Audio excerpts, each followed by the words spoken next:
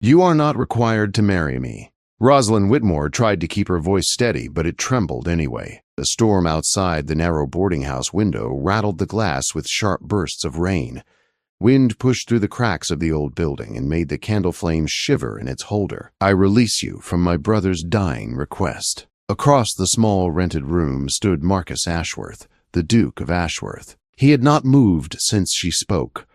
Water dripped slowly from the edge of his dark coat onto the uneven wooden floor. His boots were soaked with mud. It was clear he had walked through the storm instead of waiting for a carriage. The rain had darkened his hair and clung to the sharp lines of his coat, yet nothing about his expression softened. "Burden," he repeated quietly. The word was calm, but it carried weight. Rosalind forced herself to meet his gaze. She had never been more aware of how miserable her surroundings looked. The small room smelled of damp plaster and cold ashes.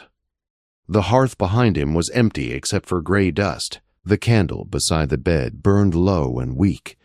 "You believe I came here out of obligation?" he asked. His voice was quiet, yet something in it made her stomach tighten. Rosalind chose her words carefully. "I believe my brother loved me very much," she said gently, "and dying men sometimes ask for promises without thinking of the burden they place on others." For a moment, Marcus only looked at her. He was taller than any man she had ever stood beside. Broad shoulders filled the narrow space. His face looked carved from stone. A faint silver scar rested near his temple. Her brother had described him often in his letters, cold as winter, unyielding. A man soldiers followed without question. But Thomas had also written one thing more. He had called Marcus honorable. Rosalind prayed that part was true. "My brother asked you to marry me," she continued softly, "but I will not hold you to a promise made beside a dying bed." Marcus stepped farther into the room. The air seemed to tighten around him. "I am 26, she added, lifting her chin. "Plain, without dowry, without connections. I cannot allow you to sacrifice your future because a dying man loved his sister too much." For several seconds he said nothing. Then he moved. Marcus crossed the room and crouched before the empty hearth. Rosalind blinked in confusion. From his coat pocket he removed a small piece of tinder and a flint. Within moments sparks caught the dry wood stacked inside the hearth. A flame appeared. Then another. Soon a small fire crackled to life. Warmth slowly filled the frozen room. Rosalind had not felt real heat in days. Despite herself, her hands drifted toward the fire. Behind her, the storm roared over the rooftops of Cheapside. "You are shivering," Marcus said. "I am quite comfortable, Your Grace." The lie hung awkwardly in the air. Marcus did not argue. He simply stood. The light from the fire rose behind him, outlining his tall figure in warm gold. "Thomas spoke of you often," he said. At the mention of her brother, Rosalind's throat tightened instantly. "He called you Rosie," Marcus continued. "His brilliant Rosie. The only person in England worth fighting for." Her breath faltered. "He saved my life," Marcus said quietly. Rosalind looked up. "At the Khyber Pass, I was shot through the shoulder. I could not hold a rifle. I could not ride." His voice held the calm certainty of memory. "Your brother carried me 2 miles through enemy fire. He was shot twice while doing it." Rosalind swallowed the sudden ache in her chest. "Thomas never told me that," she whispered. "He would not," Marcus replied. Silence settled again. Then Marcus reached inside his coat and removed a folded letter. "This is for you." Rosalind recognized the handwriting immediately. Her fingers trembled as she unfolded the paper. "Trust him, Rosie. He has waited for you longer than you know." Her heart stumbled. Slowly she lifted her eyes. "Waited for me?" For the first time since entering the room, something changed in Marcus's expression. Not warmth, something far more dangerous. "Yes, I saw your portrait 7 years ago." Rosalind blinked in surprise. "My brother carried it in his breast pocket," Marcus said. "I asked who you were." "And he told you?" she asked quietly. Marcus nodded. "He told me about the sister who had been treated like a servant in her own home. He told me about the woman who deserved the world and had been given nothing." Marcus did not look away from her face. "And then I looked at the portrait. Rosalind could barely breathe. I realized something very inconvenient, he continued. He stepped closer again. That the woman in that miniature was the most extraordinary creature I had ever seen. Your Grace, she whispered. Marcus, he corrected gently. She froze. My name is Marcus. His voice softened. And when your brother asked me on his deathbed to marry you? Rosalind's pulse thundered. I said yes. She shook her head slowly. That is impossible. Marcus moved another step closer. You think I agreed out of debt? Why else? Because, he said quietly, I have spent 7 years wondering what your voice would sound like, and now that I have heard it, his hands tightened slowly at his sides. I find I cannot imagine leaving this room without you. The rain struck the window again. Rosalind's world tilted. You cannot truly mean to marry me, she whispered. Marcus Ashworth held her gaze. Then, to her complete shock, he dropped to his knees. For several seconds, Rosalind could not move. A duke knelt before her on the rough floor of a rented room that smelled of damp wood and candle smoke. The fire crackled behind him. Rain battered the window. Marcus remained perfectly still. Marry me, he said. The words held no drama, yet the certainty in them made her heart pound. This cannot be real, she whispered. Marcus looked up at her. In the firelight, she saw what she had missed before. The tiredness in his eyes, the faint shadows beneath them. A man far too young to carry such weight. I assure you, he said calmly, nothing in my life has been more real. You do not know me. I know enough. You know a portrait. I know a woman who survived 26 years of neglect with dignity. His voice softened slightly. That is enough for me to begin. Rosalind clasped her hands together. You are offering me a life I cannot accept. Marcus remained kneeling. Explain. I would forever remind you of a promise made beside a dying bed. Marcus's mouth curved faintly. I regret many things in my life, he said. This will not be one of them. You cannot know that. I can. His voice lowered. Because I agreed before Thomas even asked. Her breath caught again. I agreed the moment I saw your face 7 years ago. Silence filled the room. Rosalind stared at him as if he had spoken madness. You have imagined me, she said softly. Created someone who does not exist. Marcus stood. The movement was smooth and controlled, like a soldier rising after battle. I imagined a woman who was kind, he said. He stepped closer. I imagined someone brave. Another step. Someone loyal. He stopped directly before her. Now I meet a woman who would rather freeze in poverty than accept help she believes she has not earned. His gray eyes searched hers, and I find the reality far more compelling than the fantasy. Heat rose beneath her skin. You are speaking recklessly. I rarely do. You have known me less than half an hour. You have known me the same amount of time, he replied. That is different. Yes. His gaze darkened slightly. You have far less to lose. That was true. In 3 days, she would lose this room. 3 days before hunger decided the rest of her future. Marcus watched realization cross her face. I am not asking for love, he said quietly. Her eyes lifted. I am asking for time. Time? A year. She frowned. A year in my household as my wife. The word echoed strangely in the small room. If after that time you cannot bear my presence, he continued, you may leave with enough money to live however you wish. You would grant me freedom? Yes. And your reputation? He shrugged slightly. My reputation is already considered alarming. She almost smiled. You are serious. I always am. She studied him carefully. You would share a home with a woman who may never love you. Marcus held her gaze. I have waited 7 years to meet you. His voice softened. I believe I can endure 12 months. The sincerity unsettled her, more than arrogance would have. Rosalind turned toward the fire and stared into the flames. All her life she had been careful, quiet, invisible. Yet here stood a man offering a future she had never imagined. "You are very certain," she said slowly. "Oh, I am certain of you. You barely know me. I know your brother trusted you with his final breath." Marcus stepped closer. "And when you told me I was free to leave, you meant it. That tells me more about you than any season in London ever could." The fire cracked loudly. Rosalind exhaled slowly. Then she turned back to him. "If I accept," she said carefully, "I will not be a silent ornament in your house."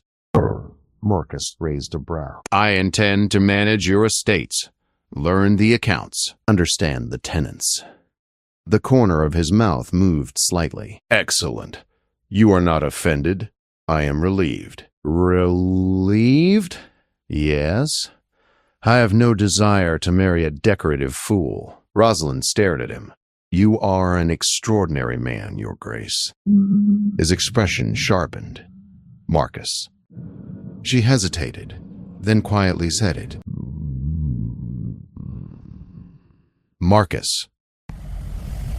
Something flickered in his eyes.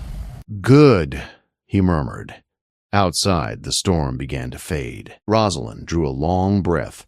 Then she spoke the words that changed everything. "Yes." Marcus froze. "You will marry me." "Yes." For the first time that evening, the Duke of Ashworth looked genuinely shaken. He reached for her hand slowly. "Rosie." But before he could say anything more, a sudden knock struck the door. Sharp, urgent. Both of them turned. Neither yet understood that the news waiting outside would change the course of their lives forever. The knock came again, louder this time. Marcus's hand tightened briefly around Rosalind's wrist before he released her. "Stay here," he said quietly. The command was instinctive and calm. Rosalind folded her hands together as Marcus crossed the small room and opened the door. A boy stood in the narrow hallway. He was soaked through and breathing hard as if he had run through half of London. He could not have been more than 14. "Your Grace," the boy stammered. Marcus's expression sharpened immediately. "What is it?" "A letter, sir. Urgent." The boy held out a damp envelope. Marcus took it. The wax seal had already broken from the rain. For a moment, he simply stared at the handwriting. Something changed in his face. Not fear. Something heavier. "Who delivered this?" Marcus asked. "A messenger from Derbyshire, sir." Marcus handed the boy a coin and closed the door. Rosalind watched him closely. "You look troubled." Marcus did not answer right away. Instead, he unfolded the letter and read it carefully. His eyes moved quickly across the page. Then he exhaled, not relief. Something darker. "What has happened?" Rosalind asked. Marcus folded the letter slowly. "My steward writes from Ashworth Hall." "The estate?" "There has already been discussion about what you and I intend to do." Rosalind felt a quiet chill crawl along her spine. "Ah," she said softly. Marcus studied her. "You expected this?" "Of course." She moved closer to the fire. When a duke marries a penniless spinster from Cheapside, people will have opinions. They will have silence. You cannot silence half of England. "I can try." Rosalind almost smiled. "What exactly does your steward say?" she asked. Marcus hesitated. "He reports that several members of my extended family have begun making inquiries." "Inquiries?" "They wish to know if the rumor is true." Rosalind lifted her chin. "And if it is, they believe I am acting out of grief for your brother." Marcus's expression hardened. "They think I will reconsider." "They are mistaken," he said quietly. The certainty in his voice warmed her unexpectedly. "Still," Rosalind said gently, "there will be scandal." Marcus stepped closer. "I am a duke." Yes! "I do not require society's approval." "Perhaps not," Rosalind replied. But your future Duchess might. You fear humiliation? I am accustomed to humiliation, she said calmly. I simply prefer not to bring it into your house. Marcus stared at her as if the idea offended him. You will not be humiliated. You cannot guarantee that. Yes, he said softly. I can. Rosalind looked at him carefully. Marcus Ashworth carried the presence of a man who believed entirely in his own power, not arrogance. You are very confident, she said. I am very patient. He placed the letter aside. The wedding will take place quietly. How quietly? A special license. Her eyes widened. That requires the Archbishop's approval. Marcus's expression did not change. It will be arranged. Rosalind studied him again. You move very quickly. That answer silenced her. The firelight moved across his face. For the first time, Marcus seemed slightly uncertain. Do you regret saying yes? The answer came instantly. His shoulders relaxed. Good. Rosalind glanced toward the window. The rain had slowed. Gas lamps flickered through the wet glass outside. I must pack, she said. Marcus frowned. Pack? I was informed this morning that I must vacate this room in 3 days. Marcus went completely still. 3 days? Yes. She said it simply. I sold my shoes this morning to pay for another week of rent. Silence filled the room. Rosalind watched something dangerous ignite behind Marcus's gray eyes. You sold your shoes. It seemed practical. Marcus crossed the room in 2 long strides. Before she understood what he intended, he knelt, not ceremoniously. He simply dropped to one knee. Then he gently lifted the hem of her worn skirt just enough to see her feet against the cold boards. Bare. His jaw tightened. Marcus, she said softly, you have been walking through London barefoot. It is hardly unusual for a woman in my circumstances. Marcus stood slowly. Every line of his body had hardened. That ends tonight. I do not expect. His voice had grown very quiet. You will never again sell anything simply to survive. Rosalind swallowed. You cannot rewrite the past. No? Marcus looked down at her with fierce intensity. But I can control the future. For several seconds, neither of them spoke. Then, unexpectedly, Rosalind laughed. Marcus blinked. You find this amusing? No, I find you astonishing. Something warmer entered his expression. You will become accustomed to me. I doubt that. Marcus studied her quietly. Then he said something that made her heart stumble. I hope you never do. The word hovered silently between them. But neither of them yet knew that their greatest challenge had already begun. Rang across the hills of Derbyshire. Rosalind Whitmore stood inside the ancient chapel beside the man who had changed her life with a single knock on a door. The chapel was centuries old. Stone walls rose toward a dark vaulted ceiling. Candles burned along the aisle. Their golden light reflected against the marble tombs of Ashworth ancestors. The scent of white roses filled the air. Marcus had ordered them cut that morning from the Winter Gardens. Rosalind stood beside him wearing ivory silk. The gown had been made in Bond Street only days earlier. The fabric shimmered softly beneath the candlelight. A delicate veil rested over her shoulders. Sapphires from the Ashworth family collection glimmered gently at her throat. She barely recognized herself. But Marcus had not taken his eyes off her since she entered the chapel. Not once. The vicar cleared his throat. Your Grace. Marcus seemed to return from a distant thought. Yeah. The ceremony began. The familiar words of marriage echoed softly through the chapel. Duty, honor, promises spoken by countless couples before them. Yet when Marcus repeated his vows, his voice carried something deeper than formality. With this ring, he said quietly as he slid the gold band onto her finger, I wed. Rosalind's hand trembled. The ring felt warm, real. The vicar completed the blessing. You may kiss your wife, Your Grace. Marcus hesitated for a brief moment. Then he lifted her veil. His hand touched her cheek. Steady. But his eyes held something that made her breath catch. Not triumph. Relief. He kissed her gently, soft and careful. When he stepped back, the small gathering of witnesses applauded politely. The Countess of Penton smiled. Marcus's steward bowed his head. The marriage was complete. Rosalind Whitmore was now the Duchess of Ashworth. Yet the true weight of that transformation did not settle until later that evening. The guests had departed. Ashworth Hall had grown quiet. Fires burned in every hearth. Rosalind stood beside the tall drawing-room windows, watching snow fall across the estate gardens. Behind her, Marcus poured 2 glasses of brandy. "You should sit," he said. "I am perfectly well. You have endured a wedding, an entire household of curious servants, and 3 hours of introductions to relatives pretending to be pleased." His voice softened. "You may sit." She smiled slightly. "Very well." Rosalind lowered herself onto the sofa. Marcus handed her the brandy. Their fingers brushed. The brief contact lingered longer than it should have. For several moments, neither spoke. Then Marcus cleared his throat. "There is something you should understand about marriage." Rosalind looked up. "In English law," he said quietly, "a wife's property becomes her husband's." She nodded. "I know. Any income you earn legally becomes mine. I know that as well. And yet, you still married me." Rosalind held his gaze. "You offered me freedom after 1 year."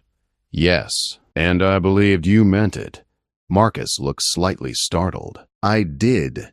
Then I trust you." Something complicated moved in his expression, but before he could answer, there was a knock on the door. Marcus frowned. "At this hour?" The housekeeper entered carrying a letter on a silver tray. "For the Duchess." Rosalind froze. "The Duchess?"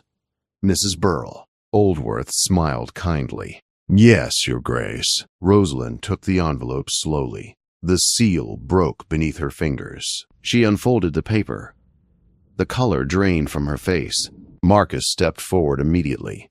"What is it?" He read it once, then again. When he finally looked up, his expression had turned to ice. "It appears," he said quietly, "that your stepmother has heard of our marriage." Rosalind closed her eyes briefly.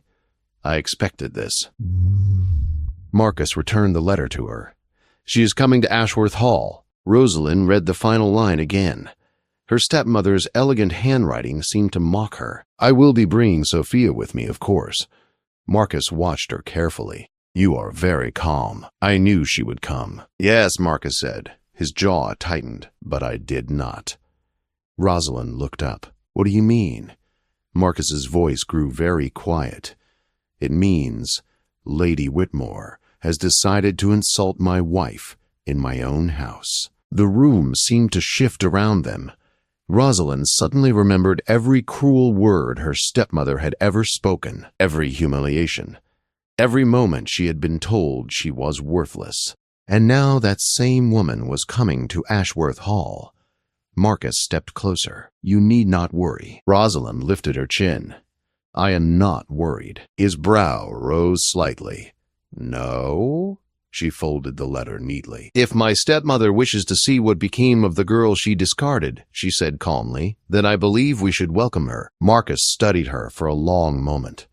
Then slowly he smiled, and the smile was not gentle. "Very well, Duchess." Outside, the snow continued to fall across the vast grounds of Ashworth Hall.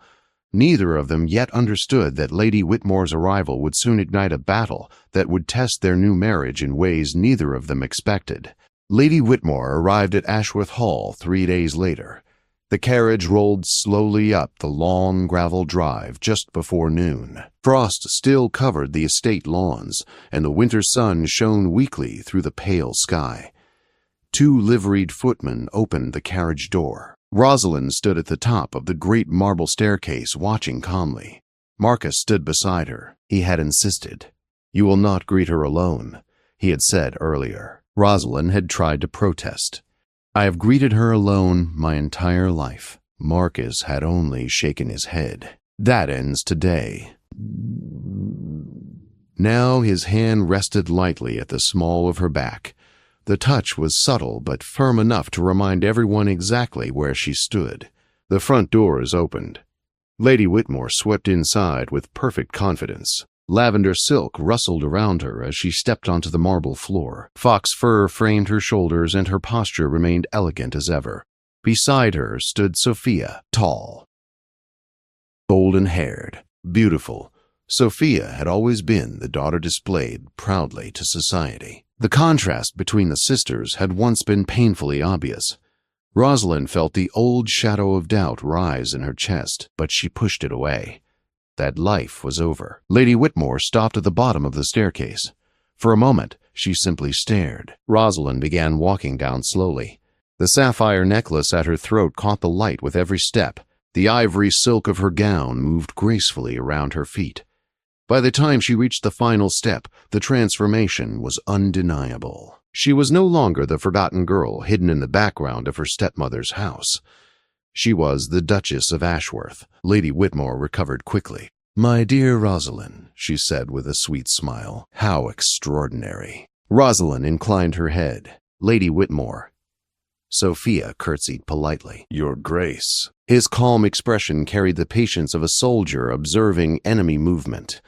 Lady Whitmore's eyes moved toward him. "Your Grace," she said smoothly. "We were quite shocked to hear the news." Marcus nodded politely. "I can imagine. It was terribly sudden." It was. Lady Whitmore folded her hands. "That is precisely why we wished to visit." Rosalind already knew what would follow. Lady Whitmore's voice softened. "You see, I feared this marriage may have been impulsive." Marcus's eyes hardened slightly. "Impulsive?" "Yes," Lady Whitmore continued. "My late stepson was very dear to you. Grief can influence even the wisest decisions." The insult hung politely in the air. Marcus did not respond immediately. Instead, he turned slightly toward Rosalind. "Duchess," he said quietly, "would you prefer to continue this conversation privately?" "No." She looked back at her stepmother. "I believe the entire household may listen if they wish." "Rosalind, you misunderstand. I only wish to ensure the Duke fully understands the circumstances of your upbringing." Marcus finally spoke. "I assure you I understand them very well." Lady Whitmore's smile tightened. "I simply mean that Sophia, for example, has had the benefit of a proper London season and a refined education." Sophia flushed slightly. Mother. "Hush, darling," Lady Whitmore continued. "A duke's household can be quite demanding." Marcus took one slow step forward. "Indeed." Lady Whitmore brightened slightly, mistaking his tone. "And of course, if your Grace ever felt the match was unsuitable." "Unsuitable," Marcus repeated softly. Rosalind felt the shift in the air immediately. Lady Whitmore continued boldly. "There are ways to correct unfortunate decisions before they become permanent." Marcus smiled. It was not a pleasant smile. "Lady Whitmore," he said calmly, "are you suggesting I replace my wife?" The hall fell silent. "My mother did not mean." Lady Whitmore rushed forward. "I mean only that Sophia is widely admired in society and—" Marcus's voice cut across hers, cold. "My wife is the Duchess of Ashworth." Each word landed with weight. "She will remain the Duchess of Ashworth." Lady Whitmore opened her mouth again. Marcus did not allow her to speak. "And if anyone suggests otherwise again in my presence," he added quietly, "they will regret it." The silence that followed was absolute. Lady Whitmore attempted a weak laugh. "There is no need for such severity. You meant to humiliate my wife in her own house," Marcus replied. "I would never." "You did." Rosalind stepped forward slightly. "Perhaps we should continue this conversation in the drawing room," she said calmly. Marcus nodded. Within minutes they sat beside the great marble fireplace of Ashworth Hall. Tea was served. No one touched it. Lady Whitmore forced a smile. "Your Grace, I fear there has been a misunderstanding." Marcus leaned back in his chair. "Explain it." Why? "My concern is for your reputation." "My reputation survived the Afghan campaigns," Marcus replied. "I suspect it will survive my marriage."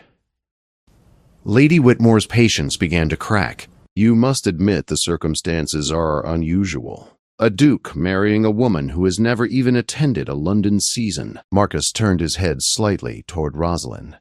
"Does that trouble you?" "No," Rosalind answered calmly. "No, It does not trouble me either, Marcus said. Lady Whitmore's patience snapped. Society will question this marriage. Marcus's voice became very quiet. Society does not question me. The room fell silent again. Rosalind watched her stepmother carefully. For years, this woman had controlled her life with cruelty and quiet humiliation, but that power no longer existed here. Still, Rosalind did not want revenge. She only wanted truth. Lady Whitmore, Rosalind said calmly. Her stepmother turned. Yes? There is something you should know. Marcus glanced at her with curiosity. Rosalind folded her hands. My husband's solicitor recently reviewed several financial documents from my father's estate. Lady Whitmore went very still. Sophia looked confused. What are you talking about? Marcus spoke softly. 700 pounds. Lady Whitmore's teacup slipped from her hand and shattered against the floor. The room went silent. Rosalind's voice remained steady. My mother left that sum in trust for my future. Sophia's eyes widened. Mother? Lady Whitmore's face had turned pale. Marcus slid a small folder onto the table. Our solicitor also discovered several forged signatures.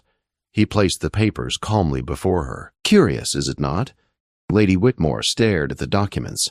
This is absurd. Is it? Marcus's voice remained dangerously quiet. Forgery is a criminal offense. Sophia gasped. Mother, you didn't? Lady Whitmore stood suddenly. You have no proof. Marcus slid another paper forward. Witness statements. Her hands trembled. Rosalind watched the woman who had ruled her childhood begin to collapse under the truth. For a long moment, no one spoke. Then Marcus leaned forward. You have two choices. Lady Whitmore's voice shook. What choices? A public prosecution. His gray eyes were merciless. Or a private resolution. The room felt smaller. Sophia whispered softly. What does that mean? Marcus answered calmly. It means Lady Whitmore repays every stolen pound. Rosalind felt the shift of power settle around her. Lady Whitmore stared at Marcus. You would destroy us. You destroyed her first. The silence that followed was sharp, but Marcus was not finished. Lady Whitmore's shoulders sagged. What do you want? Marcus placed a document on the table, a written confession, and repayment of the money. He paused, and a signed agreement that you will never again interfere in my wife's life. Rosalind noticed the words carefully.